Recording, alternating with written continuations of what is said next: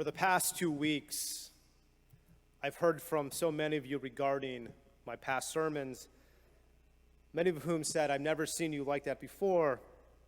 And for the most part, I received the following questions or perhaps responses, and they were, this Jew hatred. How has this happened to Jews in this country? That's the first question, the emails that I got and the phone calls. And the second, and which is also really important, and I'm thrilled to hear, is what can we do? We need to have a tangible and doable prescription whenever we face something like this. To answer my first question, I think we're obligated to be introspective. I think we're obligated to do some deep soul searching. We need to have an honest conversation with ourselves. So why are we seeing Jew hatred up 500% again the past 14 days? We have allowed this to happen.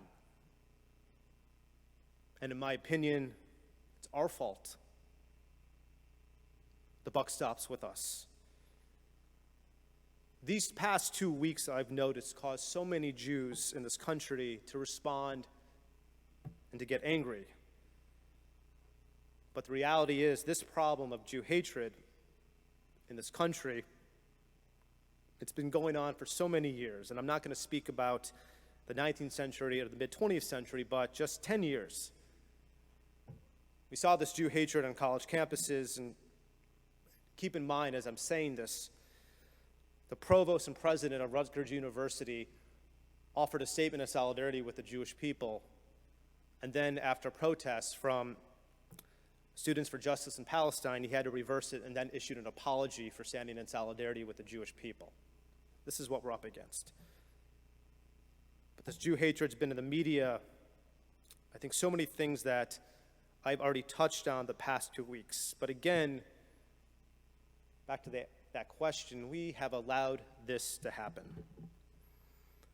About 5 weeks ago, and I want to be careful, the New York JCRC, New York, not ours, New York JCRC, they hosted a member of the squad as a formal discussion about Israel and Judaism. But even with the past 2 weeks, we still don't get it. Even with the 500% rise here and in the UK, we still don't get it. The Reform Action Center, which is the social action wing of the Reform movement, it sent out an email yesterday asking for Reform Jews throughout this country to engage in some of their civic endeavors, their campaigns of voter matters and other ways to solicit politicians regarding political matters. But the rise against Jews in the RAC, the social action wing of the Reform movement, it was buried and buried and buried and buried and buried in the email. We still don't get it. The RAC, nothing about Sarah Halimi, and I spoke about her death a couple weeks ago. The RAC, nothing about Joseph Newman, a blessed memory, who was murdered in Muncie, New York. Nothing. We still don't get it. And for the past couple of years, the attacks in Brooklyn against the Hasidic community, silence from us. The Central Conference of American Rabbis, they issued a statement about the rise in Jew hatred, but for me, way too late. We still don't get it. Jewish writer who's a Scottish Jew who's living in the country, Eve Barlow, recently wrote a brilliant piece entitled "The Social Media Pogrom. Twitter will not free Palestine, but it'll certainly make the world a more anti-Semitic place." And here's a quote. "When you have Hollywood celebrities, singers like Snoop Dogg, the national Black Lives Matter movement, Manchester United, including Jews like Sarah Silverman and Natalie Hirschlag, also known as Natalie Portman, she's Israeli, throwing their full support behind a reductive, inflammatory, and dangerous case against Israel, it's very appealing to join in. Considering that Halsey, and I didn't know who she was until last year. She's a pop singer, but she has more followers on social media than there are Jews alive today. She's also a Jew hater. The combined strength of their platforms is an excellent way to drown out the voice of Zionists with a chutzpah to defend themselves and survive in this conflict, both in Israel and here in the diaspora. Hamas. Hamas has a Twitter account. The Iranian regime, who wants to destroy Israel and kill all Jews, they too have a Twitter account. Her words are so true. Social media allows this pogrom against the Jewish people. And what happened next? Seth Rogen, who's a Jewish actor, mocked her. The great appellate attorney, Alan Dershowitz, who recently wrote a piece that social media will be one of the greatest ways to harm the Jewish people throughout this country and throughout this world. And when the conflict with Israelis and the Palestinians happened, this began on TikTok, again with the TikTok intifada. So I ask this question again: what have we done about this as a Jewish community? We all remember when last summer when Senator Tom Cotton wrote a piece in the New York Times about enacting a law to bring in the National Guard during the riots. Staffers at the New York Times were so angry, they demanded resignations, and resignations happened. Keep in mind, they're about to publish an op-ed from Hamas. We haven't heard any mid-level staffers getting upset. We still don't get it as a Jewish community. Again, we are allowing this to happen. Jew hatred, and for those who know me by now, I'm not saying antisemitism because it's lost its punch. It's the oldest form of hatred. We have faced this in different waves, but here in the States, in all forms, college campuses, print and television, media, celebrities, social media, the majority of us, which is about 70% of Jews in this country, we've been silent. We've allowed it to happen. Our priorities have changed. We have attached ourselves to causes and to people that at the end of the day aren't really good for the Jewish people. And for those who will watch me, for those people who are staunch Jews but staunch anti-Zionists, at the end of the day,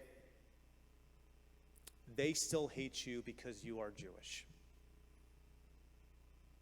We have put aside our people, our indigenous homeland, for causes that we think are so important, but at the end, this will harm us. So what do we do? I believe that this is the most pivotal moment for American Jewry. When was the last time Jew hatred was up 500% in a 14-day period? For those with a good memory, we can easily go back to 1933 and 1945. I'm not comparing it, but it's haunting. And recently, survivors have issued a statement regarding the rise of Jew hatred, and what's going on is reminding them of what happened in Europe in the middle part of the past century. But this is a pivotal moment for American Judaism. And I want us to answer this question moving forward. What will be our legacy 20 years from now? What do we do to become united? What steps did we take? Tonight is the yahrzeit of the great Rabbi Grafman. Rabbi Grafman was a pioneer in his own generation. He knew what mattered regarding Israel. And he took a stand when so many Reform rabbis wouldn't. And Mark, for those at home, please put it on the screen. And for those who are with us tonight, I want to direct you to a copy of a newspaper around 1942.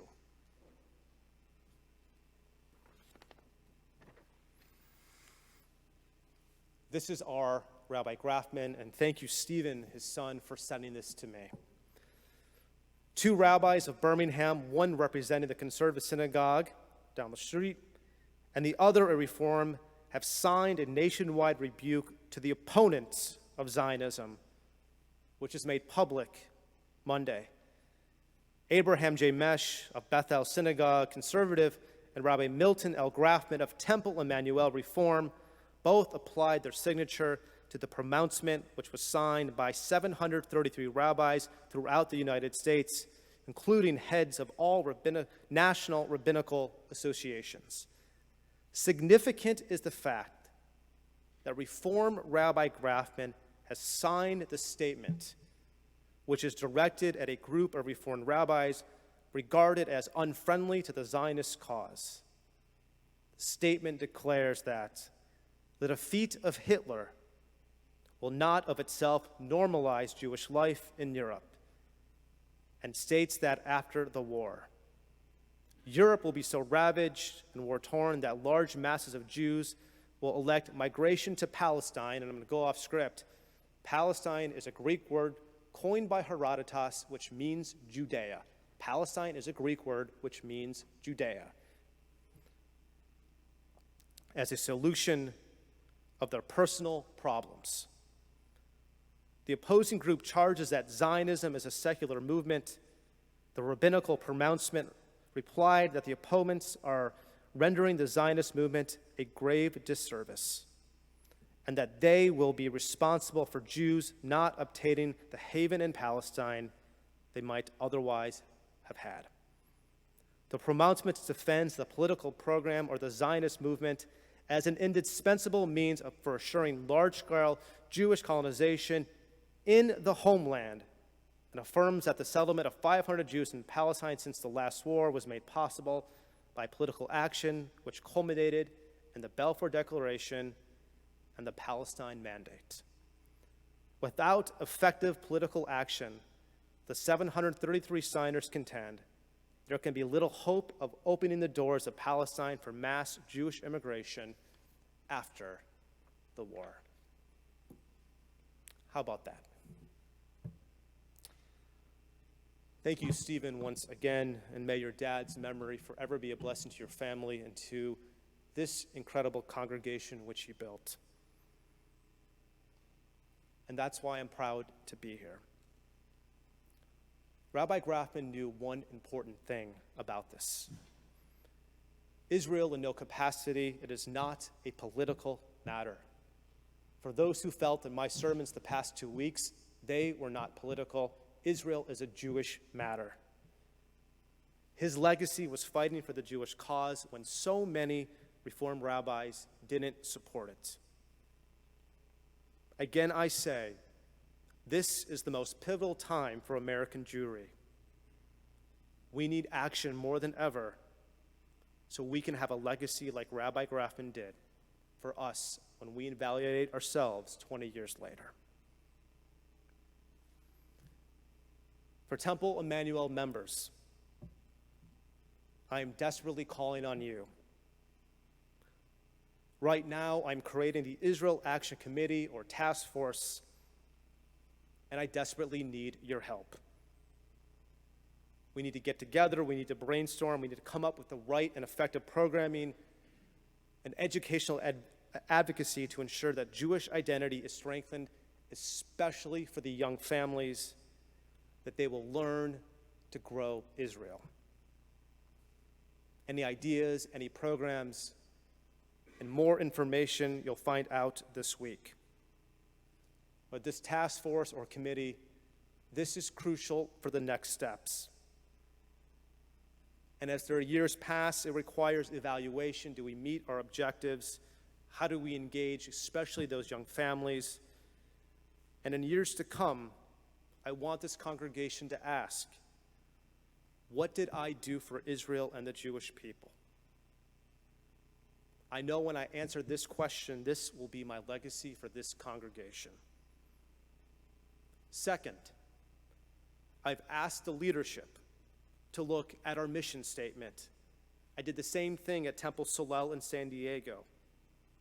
I am asking the board to get together to adopt language in our mission statement where this synagogue stands in total solidarity with the state of Israel. And third, as I see my colleague and friend Danny Cohn, our CEO of the Jewish Federation, we are meeting this week. Israel education and advocacy is crucial here in Jewish Birmingham, and Temple Emanu-El will be a sacred partner to the BJF in any of its endeavors regarding Jewish life and Israel action. We lose when we don't care. We lose when our priorities and passions put Judaism aside. In our Torah portion for this week, V'holok Techa, it talks about the idea of a second Seder. These are for Israelites who were ritually impure, who weren't able to attend the first Seder, but they were given a second chance. Our rabbis understand this. For life, we're going to miss the mark. We're going to make mistakes, but at the end of the day, we get another chance. We get to start anew. And for me, it's time that I call out things. I'm not afraid of the RAC. I'm not afraid of the Central Conference of American Rabbis like Rabbi Grafman. I will call out anyone, even within my own movement, who is not doing enough for the Jewish people. Our goal is to change the hearts and minds of the 70% of American Jews who don't care. It's time to get in the battle. I'm looking forward to hearing from so many of you. Am Yisrael Chai forever. Shabbat Shalom.